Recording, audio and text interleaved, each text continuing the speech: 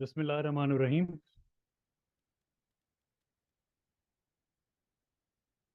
Quality is never an accident. It is always result of an intelligent effort. The question of the questions is as to why the managers in public sector can't adopt to the measures of quality standards in their governance. I really appreciate that I've been given the opportunity to deliberate on the scope of adopting TQM philosophy in public sector organization, because this has given me the opportunity to emphasize on the elements of hope that are rooted in this philosophy. My endeavor would be to explain the idea and to emphasize on the pros and cons, and to propose a model for Pakistan before registering my recommendations on the subject. My state of problem focuses on the key areas that have been the barriers for public sector managers in adopting TQM. And it will also highlight the measures that can be used for all of us. The key question will focus again on the benefits and the model that I'm going to propose, and the how part to incorporate all those suggestions. Well, all of you know that according to the topic, there's a dearth of data, knowledge, and facts. I had a couple of interviews, and I had also grabbed some international papers, but there was dearth of academic knowledge and good written research papers by the local universities on the subject. So my apologies for my limited knowledge. We cannot proceed further until I'm able to explain the philosophy and the idea of the TQM. TQM, Total Quality Management. Total stands for all employees encompassing from the CEO to the T-boy in an organization. Quality, all sorts of quality. Quality control, quality assurance, quality improvement. And management define the structure and the managerial support and all those facilities that help the system to undertake the responsibilities. So the philosophy is that all the employees should be working for a continuous improvement of the objectives and achievement of the objectives. So this is the philosophy. All this story has the base in the Japanese wisdom, and it was Walter Shewhart after the World War that tried to understand this Japanese concept. And then the subsequent philosophers and economists and academicians, they tried their best to contribute in this philosophy. And that is how we understand what are the basic elements of the TQM philosophy that are now part of the principles. So this is what you call the TQM pizza. Here are the 8 elements of TQM, Total Quality Management, 8 pillars or 8 elements or 8 principles, whatever you say. These are the basic ideas that can help you to deliberate on the framework that will assist any organization to come up to the quality standards. And on the right side of the slide, you can see a list of questions. These list of questions basically give you an idea to take an assessment about your own organization, whether you are ready to take this pie and whether you are ready to take this pizza in your plate or not. Keeping in view these 8 elements, let us ask the question from ourselves, whether the governance system in our government is citizen-focused? No. Whether the communication channels or communication strategies that we have adopted, are they in place? No. Whether the employee-oriented organizations are there in the government? No. So do we encourage fact-based and research-based policies? No. My point of view is that we want to go to the sea but we don't have the boat. Well, the analysis takes us to the answers. There must be some method in this madness. Why do we want the TQM in public sector? The challenges basically lead us to this way. And there is a wish list.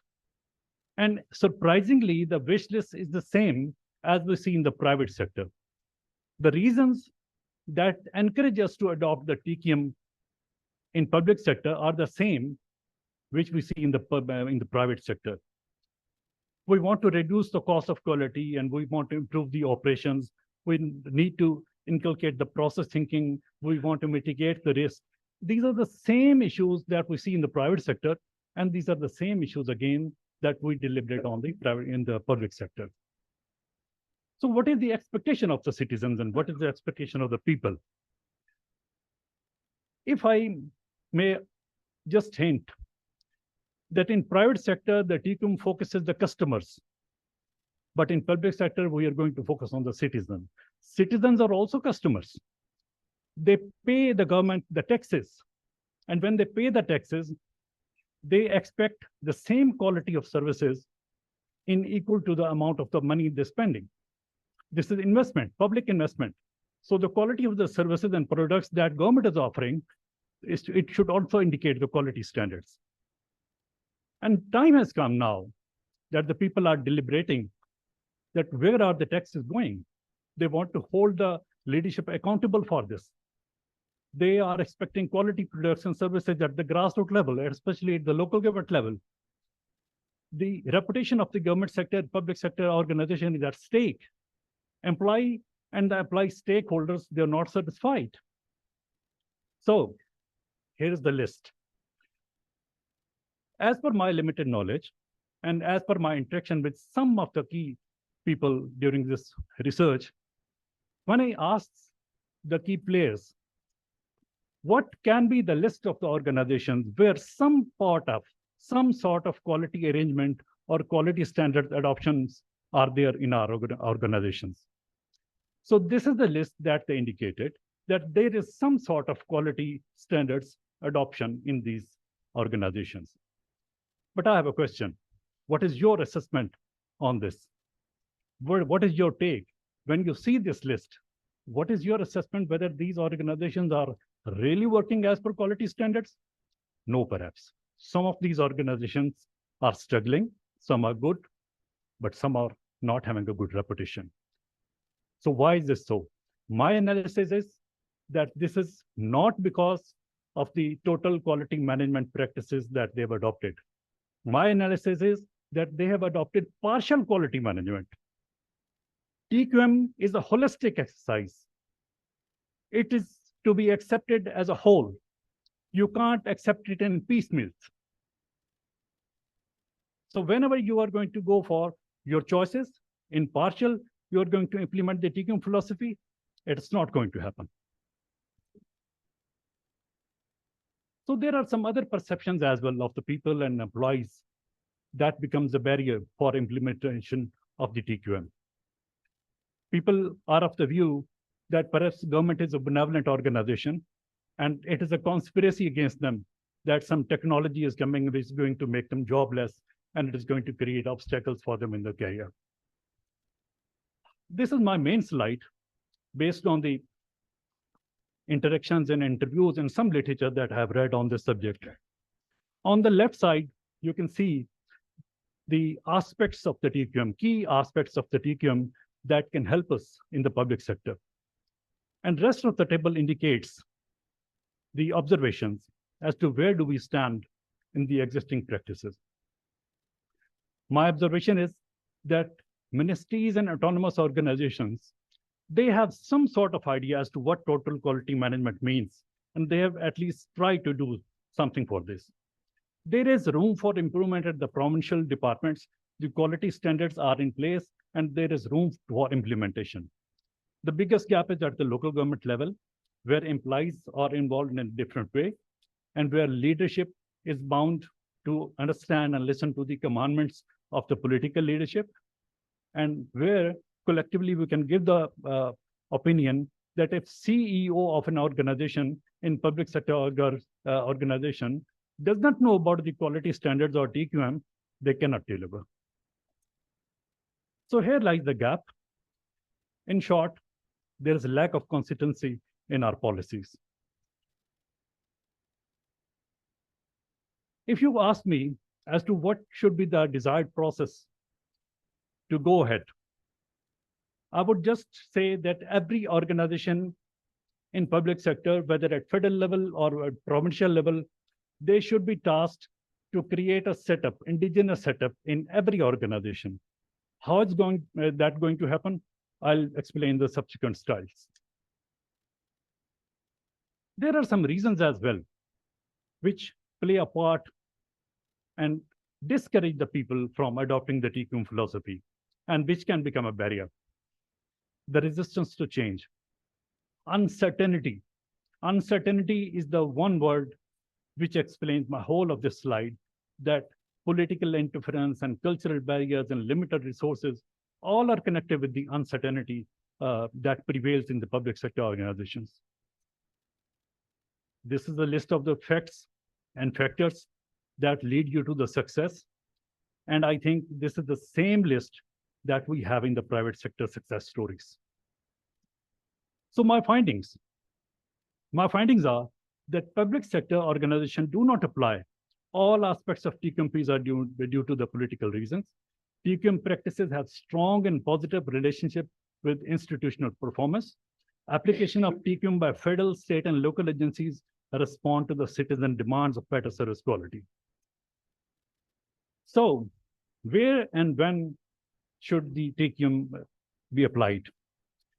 On the left side of the slide, I have indicated some sectors which are basically mentioned again and again in the success stories in the international scenario, international papers.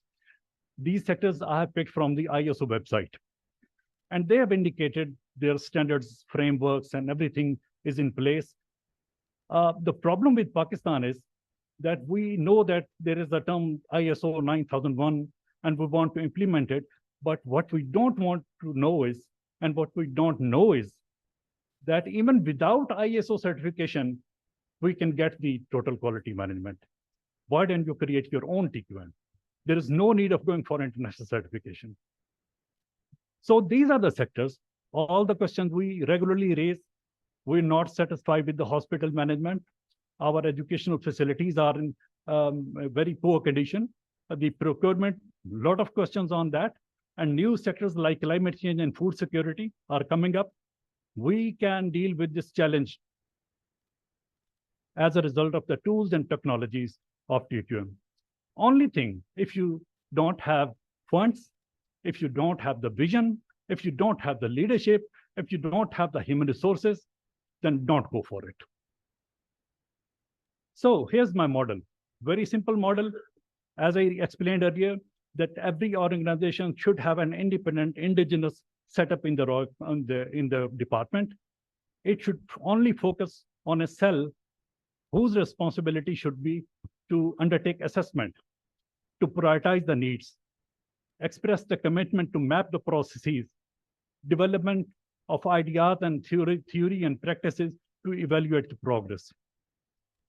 Well, if some organization is involved in some public service delivery model, then I'm here going to add something. Adopt technology and remove discretion. This is the best model which can suit in Pakistan to avoid the political interference. If I get want on NOC, if I want something paper from any organization, it can happen digitally. Remove the discretion from the processes, from the public service delivery, and adopt the technology to do it. So my conclusion is that TQM can influence the process of government directly and relationship between government and the people indirectly. Although TQM is suitable for all sectors, but it does not match with the political focus of the public sector organization. This is the list of the recommendations. I'm going to suggest the Act of Parliament. Yes, because the thought process that we have will always stop us from implementing this. The non-legislative actions are going to support the legislative actions. Thank you very much. Thank you very much for this presentation.